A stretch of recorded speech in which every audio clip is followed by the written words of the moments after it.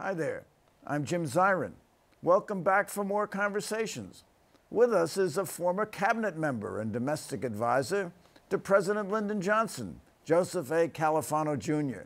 Joe has written a dynamite book with the rousing title, Our Damaged Democracy, We the People Must Act.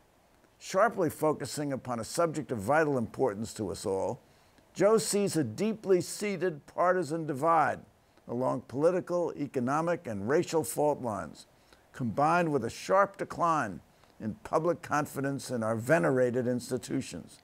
He argues that the real threat to 21st century America comes not from ISIS, terror, Russian hacking, or China trade infractions, but from ourselves, that we are so much at odds. I'm pleased to welcome Joe Califano back to the program. Well, it's so great to be back here. Now, you've been a Washington insider for many years. You've been a member of the executive branch. Why do you write a book where you're so critical of the state of our government? This is a fundamental systems change in our government. It's been building over half a century now. The president is too powerful. I'll give some examples of that, but just a snapshot. The Congress is crippled, as I say in the book. I mean, they're just not functioning. The courts, as you well know, Jim, from your own book, have become partisan. And money and gerrymandering and a whole host of things are just polluting the system at a time when everybody's split. The divides in the media and the politics in government are severe and deep. Well, you write in the book, it's really quite a brilliant observation. You say, and I quote, "This is not, as liberal Democrats might see it, a Donald Trump or Richard Nixon problem, nor is it, as Tea Party members and Republican leaders might see it, a hangover from the hundreds of Great Society domestic programs adopted in the 1960s. This is about the persistent aggrandizement of power by one president after another, regardless of party. It runs far deeper than Trump's coarse bullying, Nixon's criminality, Clinton's perjury, FDR's New Deal, LBJ's vast domestic agenda, and Obama's venting his frustration with the gridlocked legislative process by issuing executive orders to implement his policies." This is quite a statement. How did all this evolve? Well, let me tell you what happened. The presidential staff started to build. The original National Security Council was very small, created in the National Defense Act. When was that? Oh, that was 1957, but Kennedy and Johnson had a staff of about 50, never 50 all through the White House, an NSC staff of about 20 or 15. Every president kept adding to that staff. The big jumps came with Clinton and with the Bushes. And then by the time Obama left office, there were 450 people on the National Security Council staff. Well, think about that. There was, in the foreign area, somebody for every assistant secretary of state, policies being made in the White House. If you had a choice between being Secretary of State or the head of the National Security Advisor, I think smart people would take National Security Advisor. And you wouldn't have to be confirmed by the Senate. So. You wouldn't have to be confirmed by the Senate. And that's just one staff. The legal counsel, Kennedy had two people, Ted Sorensen and Mike Feldman, and Johnson had a couple of people, Harry McPherson and Lee White.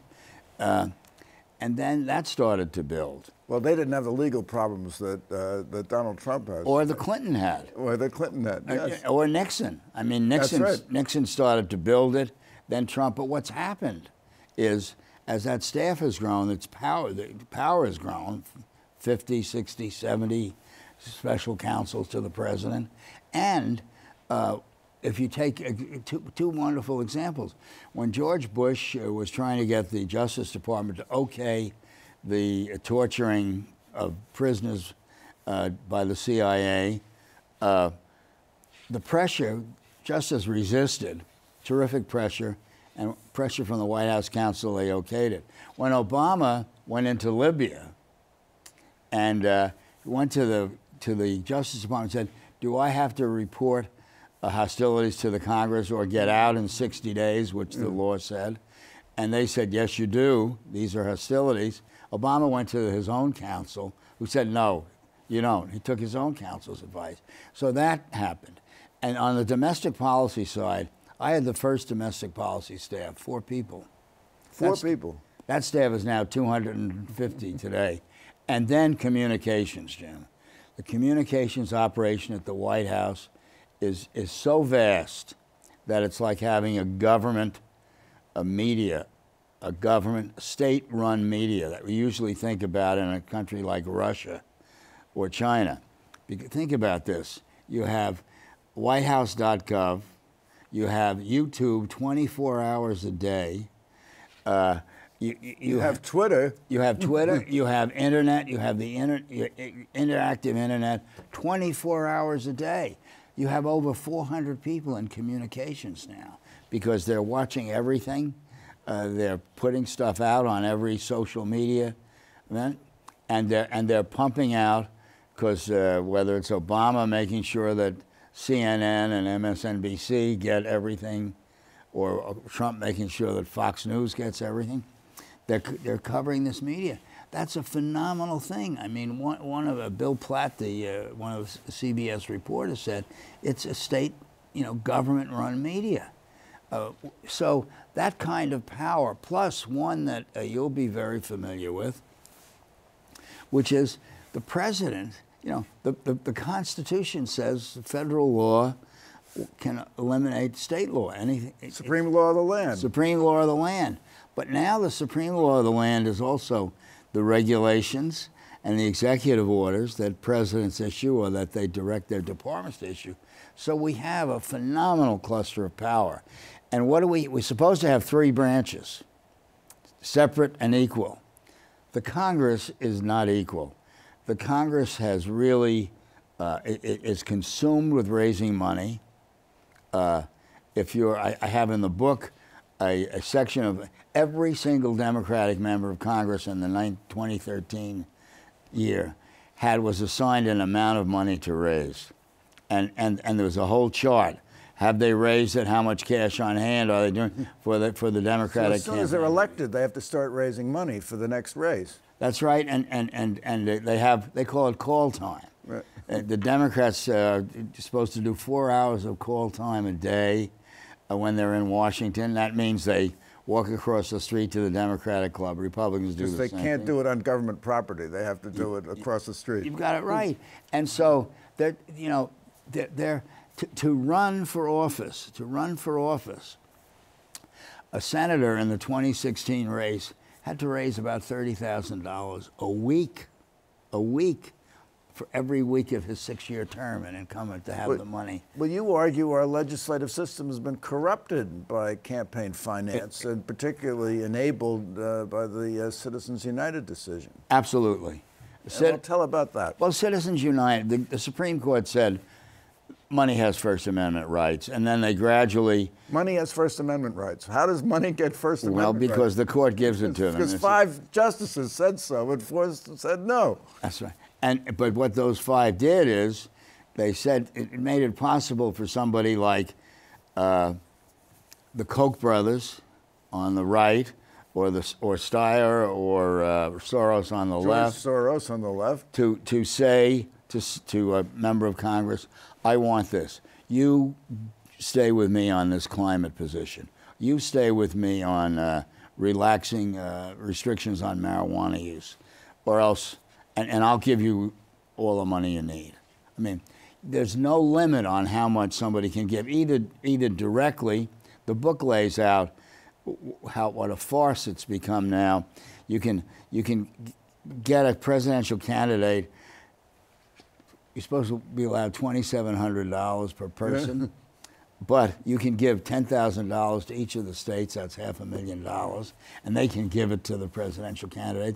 There's now a lawsuit beginning to attack that. Plus the PACs, because the political action committees, because before a candidate announces he's a possible candidate, he can control his political action committee, raise money, and it's not independent, and then suddenly announces and it's supposedly independent, and it's already taken positions on a lot of issues that favor the candidate. You're absolutely right. And think about this.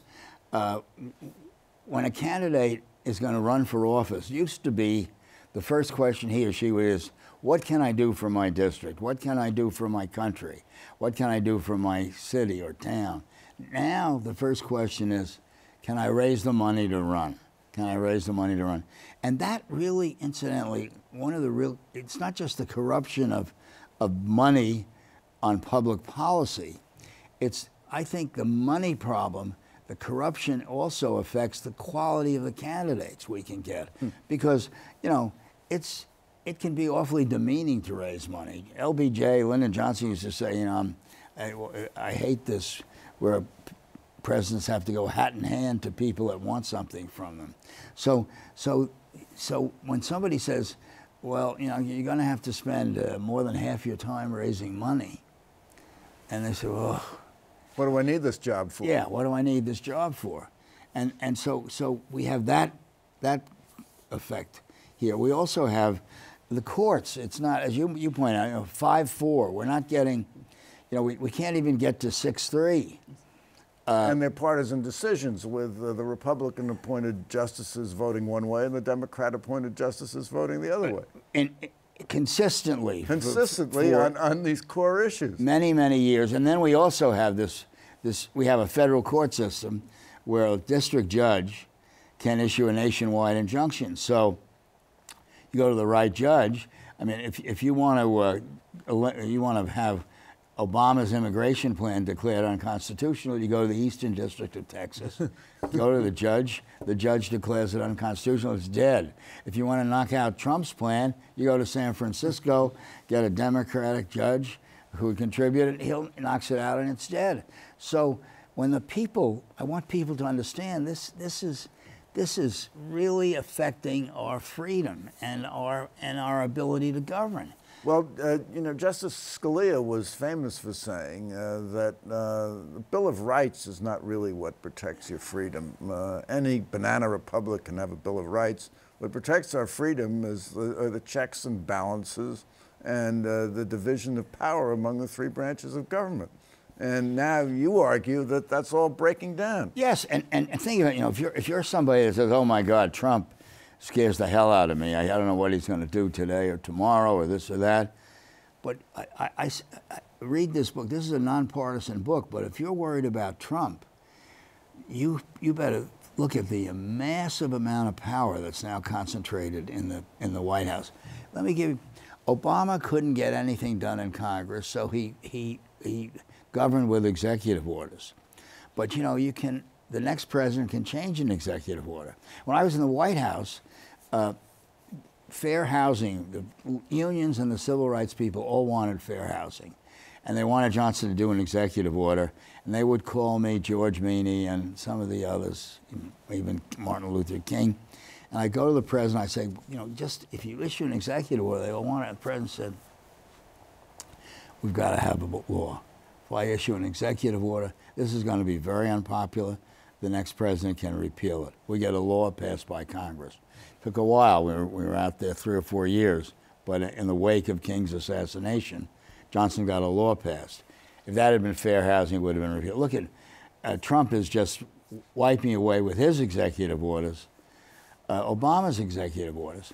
Another thing people have to realize is, since Congress can't seem to legislate, I mean, they can't really pass bills of any significance. And when they do, there's so much compromise and so much fuzziness that the president and the executive branch get terrific power to define things. Well, they did overwhelmingly pass a bill imposing sanctions on the Russians for tampering with our election, and Trump has failed to implement the bill. Right, and incidentally, he's got plenty of precedent from Obama and the Bushes and Clinton of presidents saying, no, that involves foreign policy, that's mine, I don't have to do that, I don't have to impose those sanctions, I don't have to do that. And where there are laws, you know, we can't, who should be on welfare? And who should be eligible for food stamps? Well, the law is written with enough breadth so that the incumbent president and his staff can say, well, this is how we'll define poverty. this is how we'll define need, this is how we'll define disability. And so they're really making these decisions. The president becomes his own Supreme Court.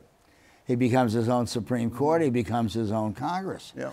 What does Congress, they pass one bill a year, the appropriations bill, and it's begrudgingly.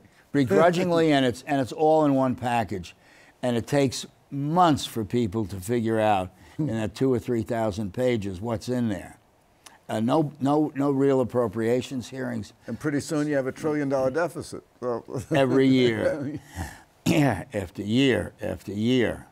So, Joe, this is really is quite dispiriting, but doesn't this really reflect the partisan divide we are in as a people?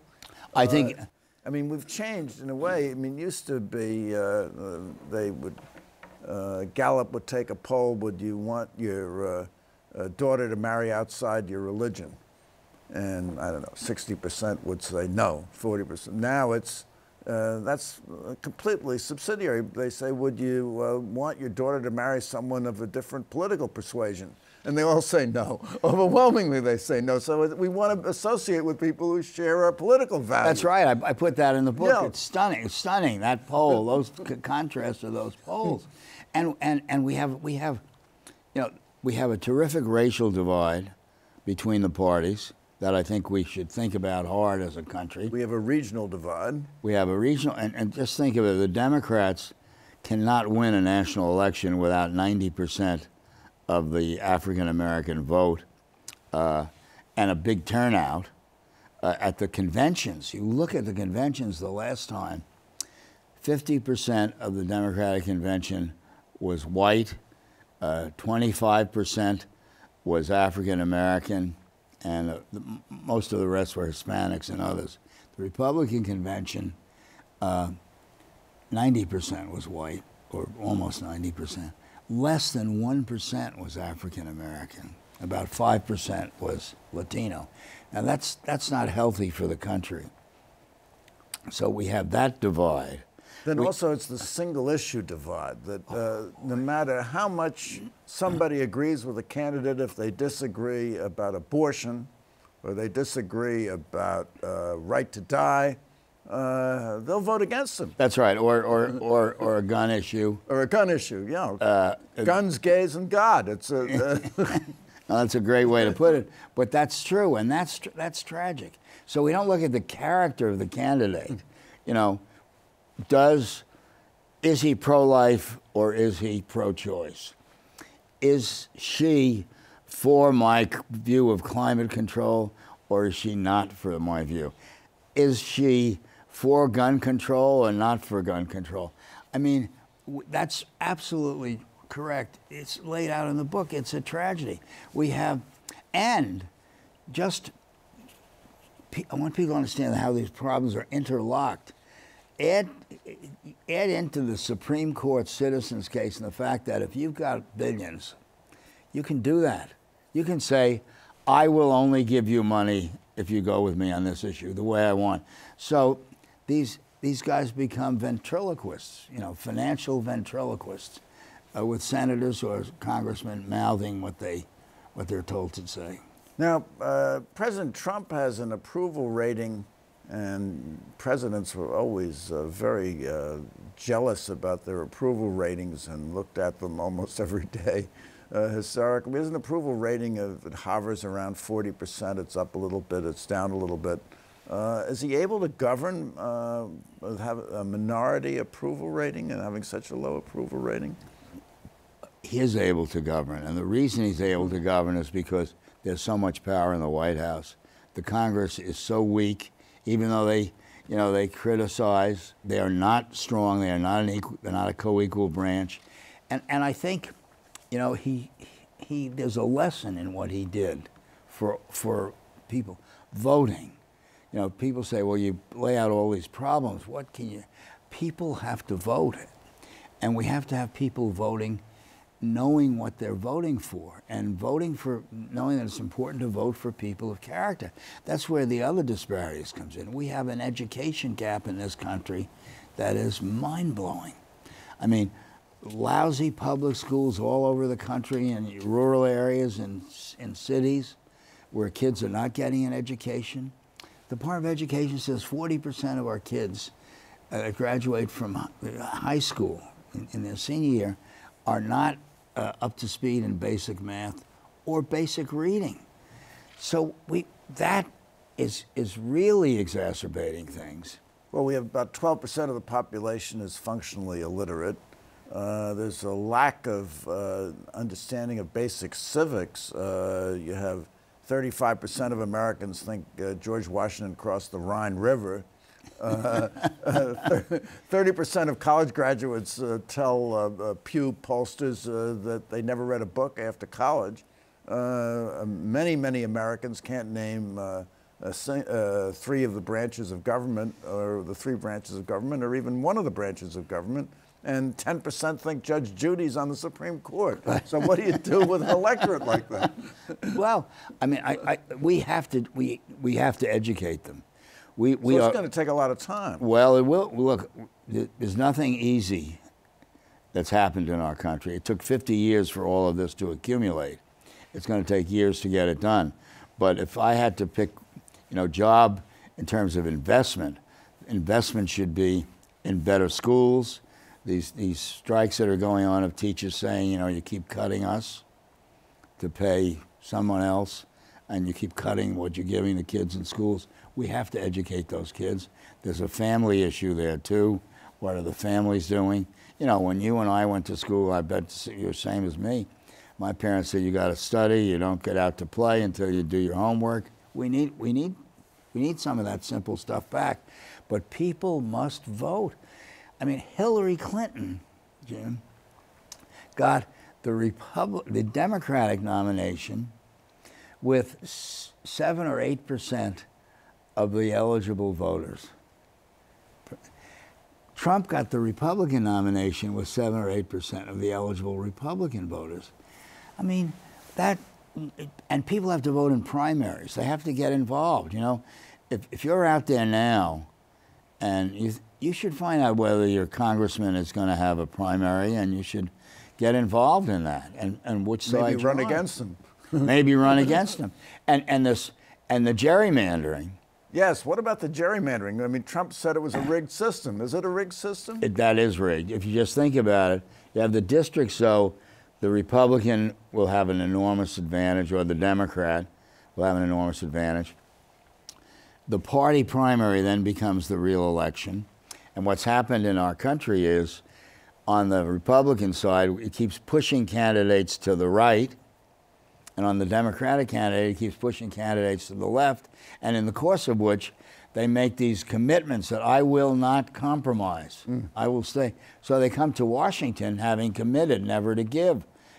We've turned compromise into a 4-letter word with this system. And can't give in to evil on the other side. It's not a single party issue. The Republicans are the gerrymandering champions right now, but for decades the Democrats were the gerrymandering candidates, and it's every state. Now, what about the media? Our media is partisan. Our think tanks are partisan. We have Fox on the right. We have MSNBC on the left, and now CNN on the left, and used to be that I'm a reporter, I have a professional responsibility to report the facts, But now what it is we have customers. We want ratings, we want customers, we want our customers to watch, so we're selling a product. And that's how Fox News looks at it, that's how MSNBC looks at it, that's how CNN looks at it. It's all about selling soap suds. So, unfortunately, we've come to the end because it's been really fascinating, Joe, but I have a question for you. And my question is, will we ever fix our damaged democracy? We will fix our damaged democracy. How long is it going to take? It's going to take years, but we can start. We can start with these congressional elections if everybody listening and everybody that can vote registers and gets out there and gets involved early in the primary. That's important. We can fix this if the Supreme Court, I think the case can now be made that Citizens United has diluted the value of the vote significantly, and the Equal Protection Clause should come into play to give Congress power to limit the money issued. I think the court has before it, as you know, two very important gerrymandering cases, one with Democrats in Maryland and one with Republicans in Wisconsin. Get into the gerrymandering thing. Earl Warren, the great Chief Justice, said the most important decision of his years was one person, one vote. Baker v. Carr. Well, we've run out of time, but I want to thank you for coming by. Well, it's all about money and it's all about Thank gerrymandering. And thank you for coming by. Tune in next week for more conversations. I'm Jim Zirin. Take care and all the best.